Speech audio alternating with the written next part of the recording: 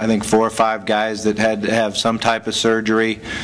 We had a couple shoulders that had to be tied down and tightened up. Van Stuman was one of those, and Ryan Mallett was another one. Ryan had some work done to his left shoulder. Both of them went very, very well. Both of them will be in spring ball. Van will not be able to have full contact, and we don't have full contact with the quarterback. So, you know, it's something that kind of happened last spring. And then the only time it really affected him was handing the ball off with his left hand. There was some pain involved, and you know, it showed up in the post-surgery to be loose. We took an MRI, and it wasn't something where he had to have the surgery, but it was the best thing for his future to go in and tie it down and strengthen it, and then rehab it. He could have went without the surgery, but that was not the best thing for him and his future. Being able to hire Coach K as our offensive line coach is something that I'm very, very excited about. We worked together at the University of Nevada, Reno. I think we ended up second in the country that year, and you know, we threw the ball a lot, but we were always very, very good in running the football. And worked for a Hall of Fame coach by the name of Chris Alt. Coach Alt's a guy that I have tremendous respect for.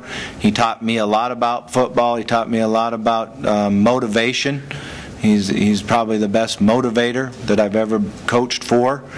And certainly what he did at that program speaks for itself. But and then, of course, I've known Chris forever, and he has a unique knowledge of our offense, but also the fact that they were the innovators of the so-called pistol offense is something that I'm very, very interested in. We used aspects of it. We don't call it pistol, by the way. We call it shot.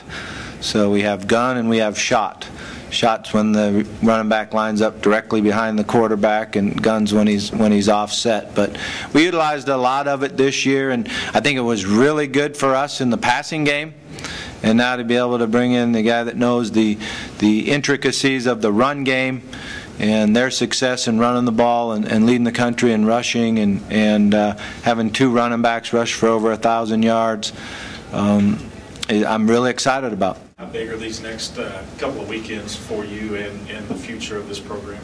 Oh, they're big. We got to build on the last 2 classes. I think our last 2 classes have been very good. Certainly every year you have different needs and different things you're looking at in recruiting, but we need to finish strong and really finish this class out so they can come in.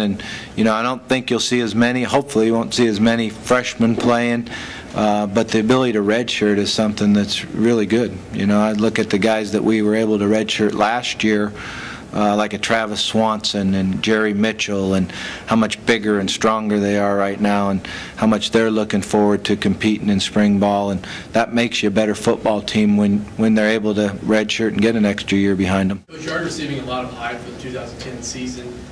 Do you like that, or would you rather kind of be under the radar? I like it. I like the fact that there's expectations out there, and obviously our expectations are very high. But I would rather have people think that we're going to be a good football team. And I've always believed that the preseason rankings or the early season rankings are based on how you finish and what you have coming back. And I feel as a football team we finished very strong, and we have a lot of returning players, a lot of good returning players. So I'm hoping that there's some pressure on us and that we're ranked to start the season.